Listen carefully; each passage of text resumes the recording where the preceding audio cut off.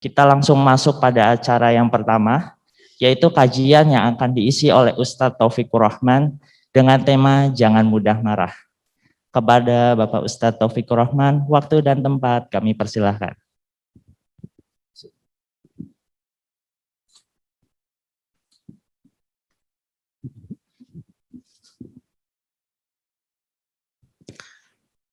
Assalamualaikum warahmatullahi wabarakatuh.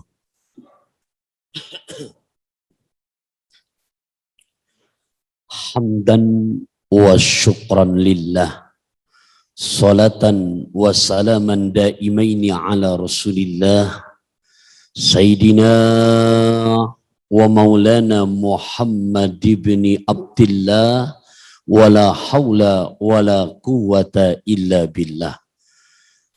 Amma ba'du, faqad qala Allah ta'ala fil Qur'anil Karim, a'udzu billahi minasy syaithanir rajim. Bismillahirrahmanirrahim.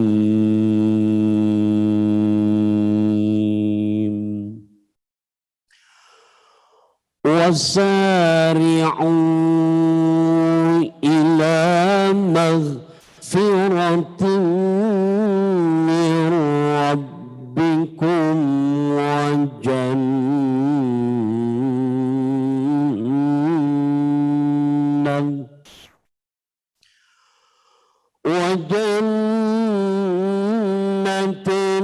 arduha samawati wal ardu u'iddat lil muttaqin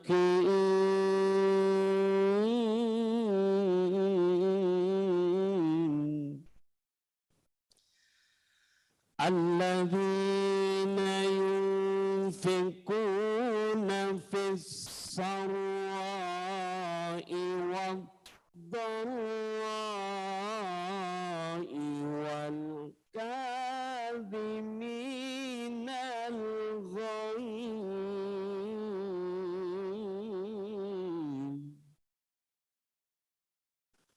والكاظمين الغيظ والعافين عن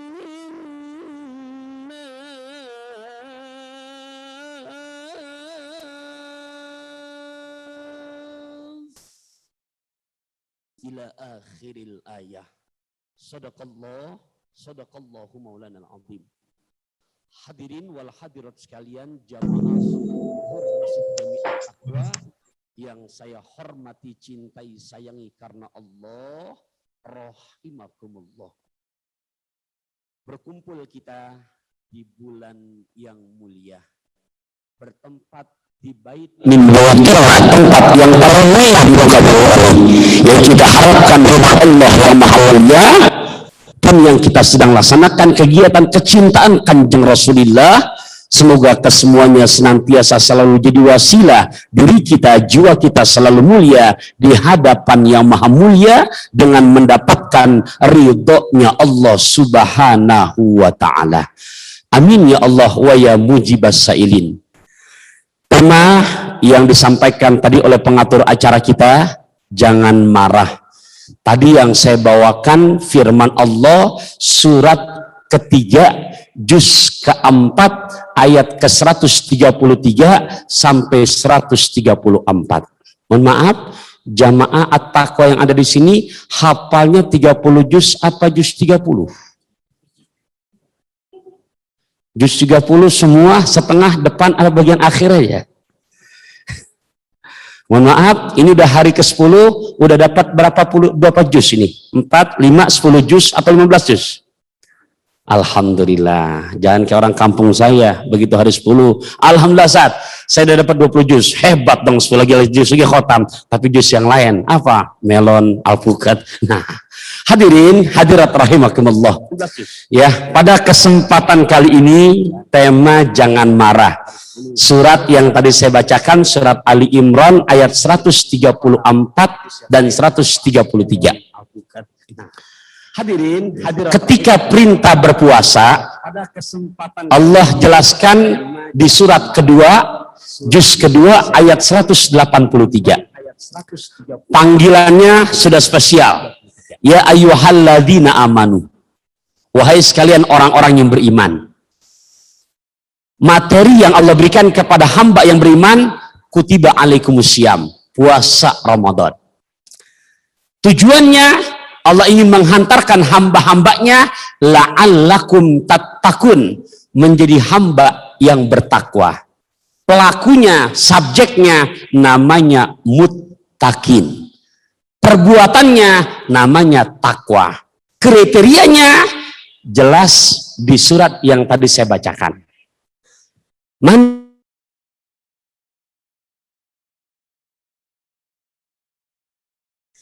Ila maghfiratin, untuk menggapai ampunan dari Allah.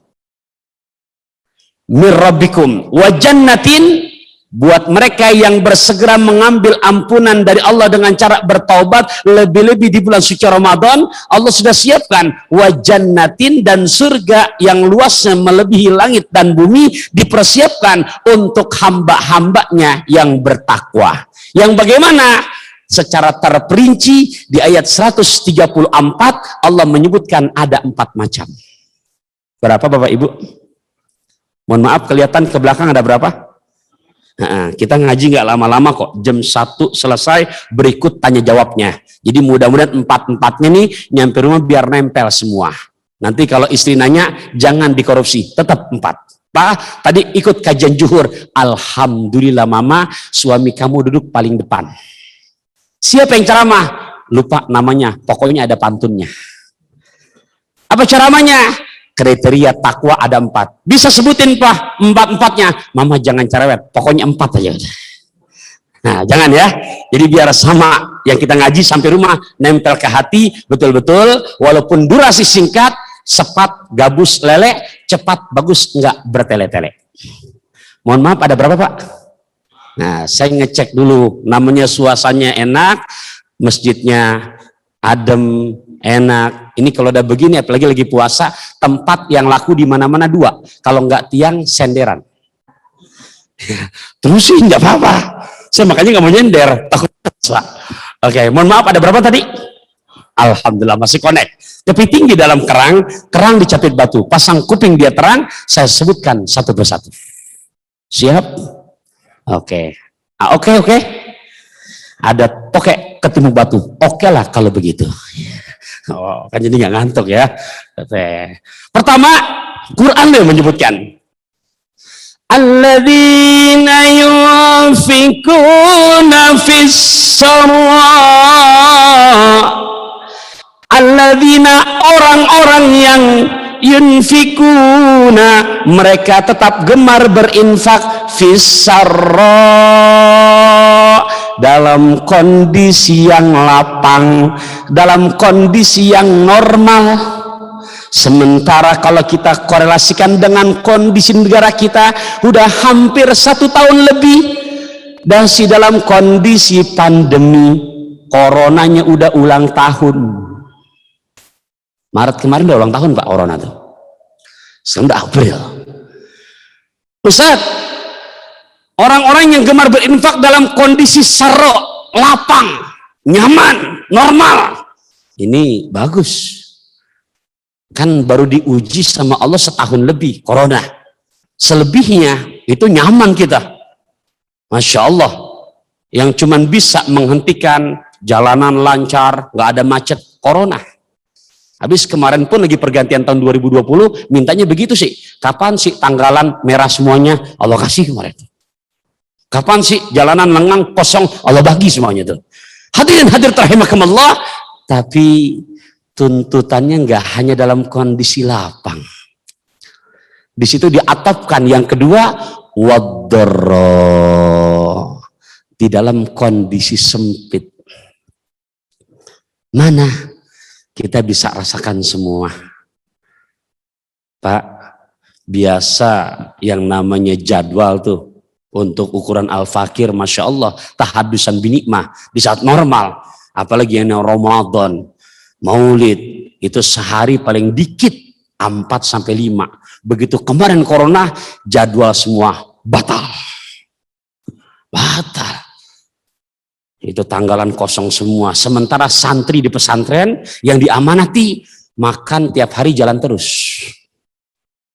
Rada bingung. Status, enggak, kita enggak curhat di Facebook. Ngapain? Kebawa emosi, galau, tingkat taspen persero. Nah, cemen itu. Ya. Nah, hadirin rahimakumullah, di sini diuji ketakwaan seseorang hamba. Waddarra, bisakah tetap lapang untuk berani berinfak dalam kondisi sempit? Allah resep melihat hambanya yang berani berinfak dalam kondisi lapang. Urusan lancar, jobnya berkah. Semua tender berjalan lancar. Itu mah duit kayak air nggak berasa, nyaman aja. Tapi Allah ingin menguji tingkat keimanan hamba yang katanya bertakwa, bisa nggak dalam kondisi sempit masih berani berbagi. Dalam kondisi lapang berani berbagi, hebat. Dan itu biasa. Tapi dalam kondisi sempit masih berani berbagi, baru luar biasa. Hadirin hadirat rahimakumullah, uji cobanya gampang. Kalau kita lihat tuh hari Jumat kotak amal lewat, nggak tahu kalau di Atakwa. Kadang-kadang di kampung saya, mohon maaf, kalau hari Jumat begitu kotak amal lewat, masuk corona, jalannya rada kenceng, nggak ada lampu merahnya, lampu hijau.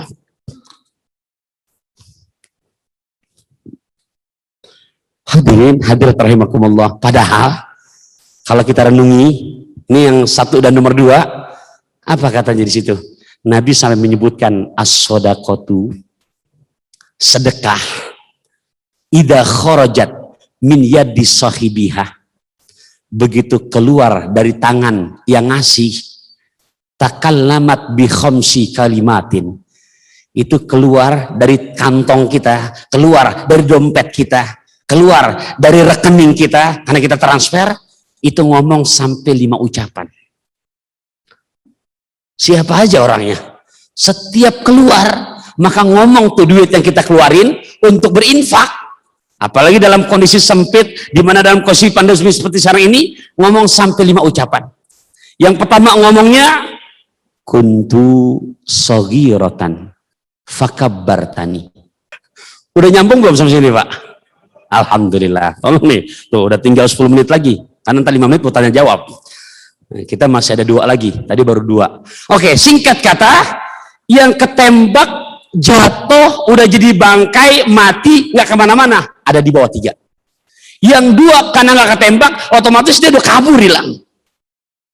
Jadi pertanyaan tadi, sisanya 2 apa 3, Pak?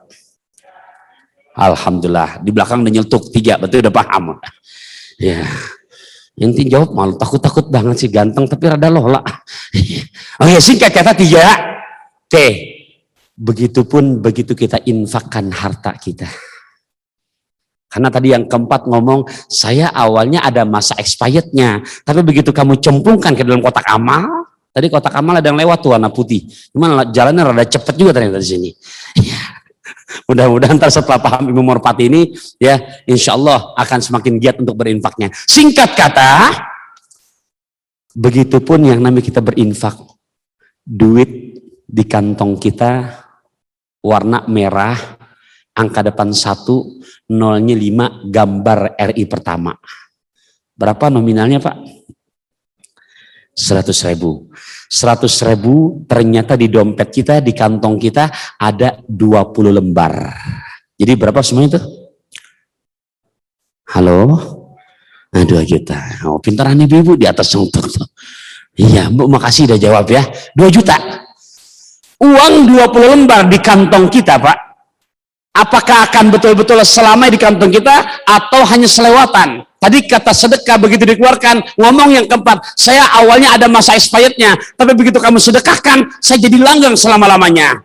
Yuk kita lihat, dari 20 lembar duit di kantong kita, Pak, dari 20 lembar duit di dompet kita berikan untuk yatim 10 lembar. Nyumbang buat yatim, apalagi dalam kondisi di bulan suci Ramadan, buat yatim 1 juta, 10 lembar. Nyumbang lagi untuk masjid. Mungkinkah lagi renovasi untuk tempat wudhunya, atau mungkin sifatnya ada yang sedang perbaikan halamannya, atau mungkin singkat kata kita sumbangkan buat masjid 10 lembar tadi yatim, 8 lembar ke masjid. Duit 20 lembar, yatim 10, ke masjid 8 lembar. Semula duit berapa lembar Bapak Ibu? Ngasih yatim berapa lembar? Ngasih masjid berapa lembar? Sisa 18. Jangan bilang 2. Nah, di awal sudah contohin merpati berapa ekor. Halo berapa ekor? 5. Ketembak berapa tadi? Sisa? Duitnya berapa lembar tadi Pak? Nyumbang ke yatim berapa lembar? Nyumbang ke masjid berapa lembar? Sisa 18. Di belakang ada nanya-nanya, kok bukan 2 sih? Pak Ibu, tuh hitung-hitungan Allah tuh. Karena kita mau jadi kekal, bukan ada masa expirednya. Kok bukan 2 Sat? Yuk kita jawab. Ternyata 10 lembar kita kasih anak yatim. Pak, Bu, jawab yang jujur. Nyumbang buat anak-anak yatim dan betul-betul buat mereka bermanfaat sekali. Kira-kira ngasih buat anak-anak yatim yang begitu manfaat apa maksiat? Berarti kalau manfaat isinya pahala apa dosa? Berarti kalau pahala akan tetap ada apa hilang?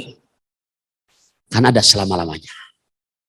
Nyumbang ke masjid at-taqwa, nyumbang Qurankah mewakafkan, nyumbang permadanikah, nyumbang singkat kata untuk perbaikan yang namanya kamar wudukah, nyumbang buat masjid tadi 800.000. Berarti Pak, Bu, mohon maaf, manfaat apa maksiat? Berarti kalau manfaat isinya pahala apa dosa? Pahala, kira-kira kalau pahala akan ada selamanya atau hilang? Yang 2 lembar belum tentu punya kita. Kita tidak tahu begitu ntar malam dijemput kita sama Ijrail kembali ke hadapannya. Kira-kira yang nemenin kita yang 1.800.000 apa yang 200.000? Alhamdulillah. Mohon maaf tadi ngingetin merpati berapa ekor? Ketembak berapa? Sisa? Alhamdulillah. Ngomong 3-nya udah plong semuanya. Insya Allah besok Jumatan kotak amal lewat, ingat merpati 5 ekor. Ya, iya. Paham Bu ya? Jelas ya? Alhamdulillah. Saya pinjam bahasa Buya Hamka.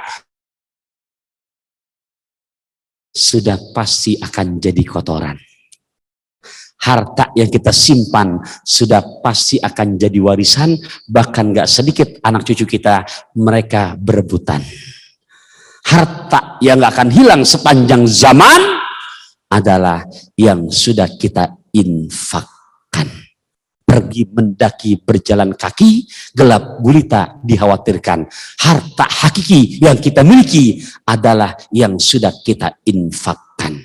Makanya Quran surat Ali Imran ayat 134 yang kriteria takwa 2, 1, pertama berani berinfak baik dalam kondisi lapang, lebih-lebih dalam kondisi pandemi seperti sekarang ini. Dan sedekah yang keluar tuh ngomong yang kelima, apa omongannya? Kuntu qalilatan. Tadinya saya sedikit, begitu kamu sedekahkan, maka menjadi berlimpah ruah buat kamu. Lantas kriteria takwa yang ketiga, wal kaziminal goizoh. Bisa menahan emosi, menahan marah. Semoga kita yang hadir pada siang hari ini, baik kita sesama rekan kerja, dengan keluarga, orang tua, guru, bahkan sampai kembali ke hadapan Allah, sederhana bahasa saya, gamis merah tak berkacamata. Jangan pernah ada marah di antara kita. Halo? Ya, ingat ya Pak, jangan pernah ada marah di antara kita. Kenapa Ustaz? Karena mohon maaf, kalau kita sama saudara, sama keluarga, sama rekan kerja, sama tetangga, sama orang tua dan guru, dari marah kita ikutin jadi keki dengki, biar katanya kita pakai pakaian sunnah. Hebat, pakai udeng-udeng itu sunnah, gedenya kalah ban Vespa. gamis panjang kayak Superman, sorban panjang sampai 50 meter, tapi kalau di hati sama saudara kita masih punya sifat keki, dengki, iri hati, jangankan surga, baunya pun gak akan Allah berikan. Na'udzubillah min. Yang keempat, wal afina anin nas, mau memaafkan terhadap saudaranya. Baginda Rasulullah sallallahu alaihi wasallam, saya cerita sedikit ini Pak. Jadi kebiasaan yang dipimpin oleh Baginda Rasulullah SAW sebagai penduduk Madinah itu kalau datang tamu berebutan. Datang tamu berebutan ngapain? Untuk mengambil, kamu nginep di rumah saya ya, kamu tanggung jawab saya. Sekali waktu datang tamu 3 orang, yang 2 orang sudah habis nih, karena sudah diambil oleh sahabat-sahabat Nabi. Kamu di rumah saya, tinggal 1, nggak ada mau ngambil. Sejarah mencatat disebut namanya Abul Batan, Abul Batni, dibacanya Abul Batan. Abun artinya bapak, batnun perut. Jadi kelihatan nih orang, emang kelihatan dari perawakan, dinamain Abul Batan, orang yang banyak makannya. Ya, pada nggak ada mau ngambil. Akhirnya Nabi yang menjamin, antum ala hisabi, ya udah antum di rumah saya. Dijamu Rasulullah. Ternyata Bapak Ibu rahimakumullah, ini Abul Batan bukan hanya banyak makannya, dan hatinya masih ada penyakit munafik. Nabi tahu. Tapi melihat akhlak Baginda Rasulullah SAW yang priha, tidak punya marah dan dengki, ini dengan sebab ini bertobat ini Abul Batan. Begitu dijamu di Baginda Rasulullah SAW, dipersiapkan hidangan yang betul-betul maksimal, karena Baginda Nabi kita Muhammad SAW tercatat orang yang paling betul-betul menghormati tamunya, Masya Allah. Apalagi dalam kondisi bulan suci Ramadan, sampai kata, bukan kata saya ya, sampai hadisnya menyebutkan ajwadu bil khair minarihil mursalah. Itu kedermawanannya Rasulullah.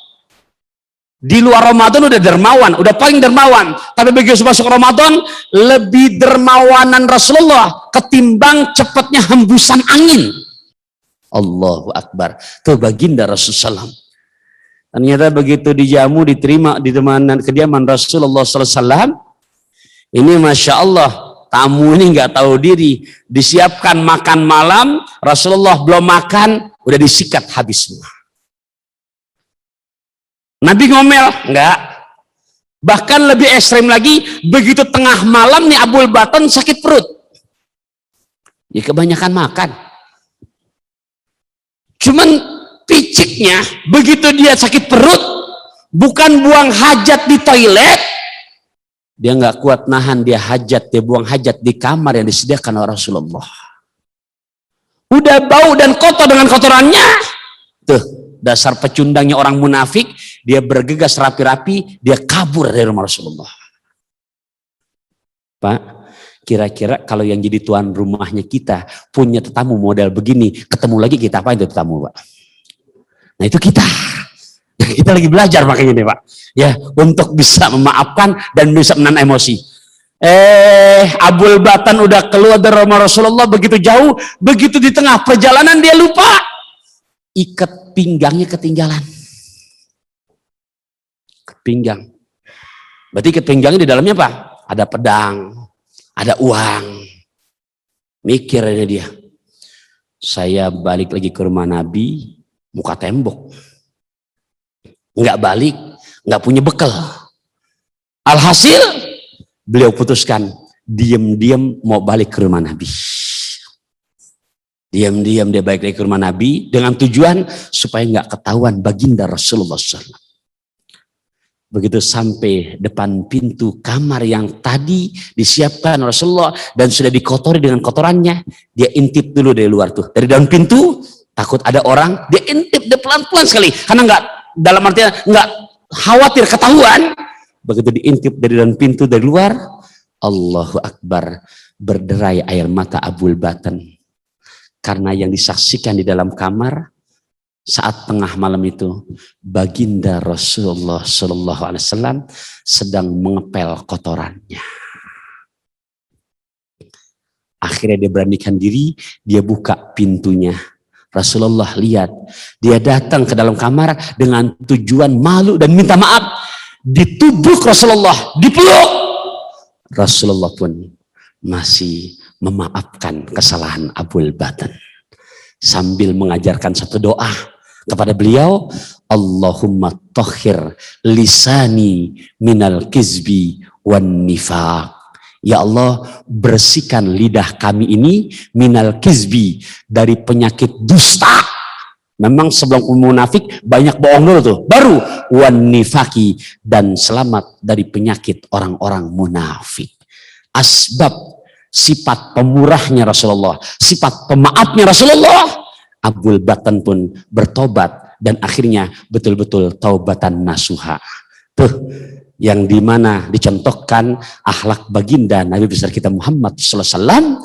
Makanya di ujung ayat surat Ali Imran 134, wallahu yuhibbul muhsinin, dan Allah cinta kepada hamba-hambanya yang gemar untuk berbuat kebaikan. Semoga 4 macam ini betul-betul kita jalankan puasa di bulan suci Ramadan ini. Ingat, tujuannya menjadi hamba yang la'allakum tattaqun. Apa itu takwa? Tadi saya kutip firman Allah surat Ali Imran ayat 134-nya ada 4 ciri. 1, berani berinfak baik dalam kondisi lapang. 2, berani tetap berinfak walaupun dalam kondisi sempit. 3, wal kaziminal ghaizoh, bisa menahan emosi atau amarah. 4, wal afina anin nas, mau memaafkan kesalahan yang ada pada saudaranya. Sekedar tambahan, di hadis yang lain sampai Nabi menyebutkan, Nabi memberikan garansi siapa yang punya 3 sifat ini, 3 sifat dipelihara. Apa jaminan Nabi? Adkhalahullahu ta'ala al jannata bighairi hisab, masuk surga tanpa hisab. Apa itu? Tambahan. Kalau tadi 4 tambah 3 ini masuk surga tanpa hisab. Pertama kata Nabi, tu'ti man haromaka, kamu berani memberi kepada orang yang pelit sama kamu. Mohon maaf, kalau kita berbuat baik sama orang yang baik itu biasa.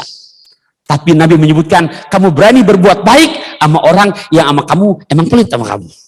Kedua, ta'fu amman zolamaka, kamu mau memaafkan kepada orang yang udah pernah menzalimi kamu. Dan ketiga, sil man kotoaka, kamu nyambungin silaturahim kepada orang yang udah mutusin tali silaturahim kepada kamu. Pakai 3 sifat itu, Nabi garanti adkhalahullahu ta'ala al jannata bighairi hisabin, masuk surga tanpa dihisab. Makan lesehan ampi ke Sukabumi, mudah-mudahan bisa dipahami. Masih punya waktu antara 3 menitan sebelum jam 1. Ya, sekiranya ada yang mau ditanyakan, dipersilahkan. Karena informasi yang disampaikan kepada saya, ya, sekiranya ada di akhir ada tanya jawab supaya kita tetap laksanakan. Ya, kalau enggak ada, saya husnudzon, mudah-mudahan baik yang di atas maupun di bawah ini diamnya diam paham, bukan diam pengen buru-buru keluar. Mohon maaf Pak, tadi Bapak Ibu merpati berapa ekor? Alhamdulillah. Ketembak berapa tadi? Ya, sisa. Nah, soalnya besok Jumat ada kotak amal lewat. Pakai. Iya. Ya. Baik, kalau memang nggak ada yang jawab, nggak ada yang bertanya, makasih banget ini perhatiannya. Ingat, bicara sedekah bukan hanya harta hakiki, bahkan buat di dunianya.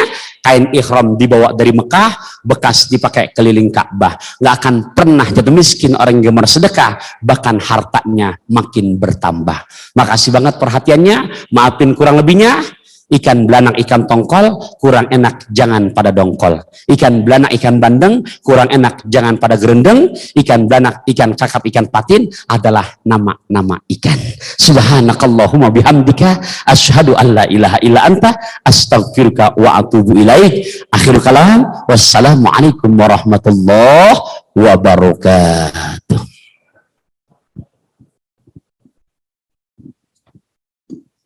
Oh, silakan. Tadi saya lempar. Ya. Baik Pak Ustadz, terima kasih atas kajiannya pada siang hari ini. Semoga kita selalu menjadi seseorang yang makin beriman dan bertakwa kepada Allah Subhanahu wa taala. Amin. Baik Pak Ustadz, sudah ada pertanyaan yang masuk melalui Zoom. Saya akan bacakan Pak Ustadz. Assalamualaikum, saya Farhan dari KC Serang, izin bertanya. Mana yang lebih utama Ustadz, pembayar hutang tetapi orangnya belum nagih, atau membantu orang yang sedang sangat membutuhkan? Manakah Ustadz yang lebih utama? Terima kasih. Baik, makasih. Dari Aceh ya? Oh, Serang. Baik, Quran surat Al-Baqarah ayat 282 itu membicarakan tentang hutang. Ya ayyuhalladzina amanu idza tadayantum. Wahai sekalian orang-orang yang beriman, apabila kamu berhutang ila ajalin musamma, sampai jatuh tempo yang ditentukan, faktubu, maka baiknya dicatat. Tadi pertanyaannya, mana Ustadz yang diutamakan? Apa saya bantu orang yang membutuhkan, memang betul-betul butuh, atau saya bayar utang dulu? Sekiranya memang itu utang di saat ijab kabulnya, nggak ada keterkaitan jatuh temponya. Saya ngutang nih Bapak, Pak, ini gimana bayarnya? Udah terserah Ustadz aja. Tapi kalau sekarang jangan begitu Pak, repot. Yang dicatat aja masih tar sok gitu. Iya, Quran makanya menyuruh kalau kamu berhutang catat, biar ada item di atas putihnya, bahkan kalau perlu disaksikan. Karena urusan duit nggak ada saudaranya, nggak ada suaranya. Setuju Pak? Tuh. Ustadz mau sekalipun mau saudara urusan duit udah, apalagi di atas 50 juta zaman now bikin itu item di atas putih. Quran yang menyuruh. Ternyata tadi belum jatuh tempo atau memang waktunya bebas, duit udah ada buat bayar utang, ternyata datang kita punya adik ipar, satu kondisinya kuli cuci, dua anaknya yatim, menyampaikan bahwasanya minggu depan akan ujian, tapi harus bayar bla bla bla bla bla bla. Kalau nggak bayar maka nggak bisa ikut ujian. Begitu tuh kondisinya. Atau mungkin kondisi yang lain, intinya memang betul-betul membutuhkan. Nah, makanya Nabi menjamin, man yassara ala mu'sirin yassarallahu alaihi fid dunya wal akhirah. Apa artinya? Man, siapa orang, yassaro, yang memberi kegampangan, kemudahan, ala mu'sirin, terhadap orang yang lagi kesulitan, tapi kesulitannya benar-benar, bukan modus. Karena hati-hati zaman sekarang banyak modus. Bahkan di masjid-masjid aja kalau hari Jumat, banyak tuh mu'alaf musiman. Ya, dengan tujuan mengambil hati para jamaah, ntar menyumbang. Saya pernah mengalami beberapa kali di Jakarta, begitu Jumat pertama saya percaya, Jumat depannya pas saya pindah di gedung berbeda, dia lagi, langsung saya bilang, inti jangan nyari duit di sini dah, inti kalau benar mu'alaf udah datang ke rumahnya aneh sunatin. Takut ya Pak. Nah itu modus. Nah ketika memang betul-betul membutuhkan, maka jawabannya silakan kita berikan kemudahan untuk saudara kita yang kesulitan. Lain halnya, kecuali memang di hari itu juga bersamaan jatuh tempo harus bayar hutang. Jelas ya? Alhamdulillah. Ada lagi? Oh baik. Baik Bapak Ibu rahimakumullah, mari kita akhiri dengan membaca Ummul Quran. Kita minta kepada Allah Subhanahu wa taala semoga amal ibadah puasa kita, amal ibadah tarawih malam kita, amal tadarus Quran kita, amal i'tikaf kita, amal-amal ibadah yang lain di bulan suci Ramadan ini betul-betul menjadi amal ibadah yang Allah terima dan bisa menghantarkan diri kita menjadi hamba yang muttaqin. Bahkan besok pun di saat Allah cabut ajal kita, ya Allah matikan kami dalam keadaan husnul khotimah. Bitilkan niyya wa ila hadratin Nabi. Al-Fatihah. A'udzu billahi minasyaitonir rajim. Bismillahirrahmanirrahim. Alhamdulillahi rabbil alamin arrahmanir rahim maliki yaumiddin. Iyyaka na'budu wa iyyaka nasta'in. Ihdinas siratal mustaqim. Siratal ladzina an'amta 'alaihim ghairil maghdubi 'alaihim waladdallin. الضالين رب اغفر لنا ولوالدينا آمين اللهم صل على سيدنا محمد وعلى آل سيدنا محمد اللهم إنك عفو كريم ya Allah sungguh engkau maha pemberi maaf dan maha mulia tuhibbul afwa fa'fu anna suka memberikan maaf akan kesalahan-kesalahan hamba-Mu oleh karenanya ya Allah akan dosa-dosa hamba-Mu ini akan kesalahan-kesalahan diri ini ya Allah dengan kemuliaan bulan suci Ramadan maafkan akan kesalahan kami ya Allah ampuni akan dosa-dosa kami ya Allah Rabbana atina fid dunya hasanah wa fil akhirati hasanah wa qina adzabannar wa sallallahu ala sayyidina Muhammadin walhamdulillahi rabbil alamin mari sama-sama subhanakallahumma wa bihamdika asyhadu an la ilaha illa anta astaghfiruka wa atubu ilaik akhirul kalam wassalamualaikum warahmatullahi wabarakatuh. Cukup ya. Terima kasih Bapak Ustadz atas kajiannya pada siang hari ini.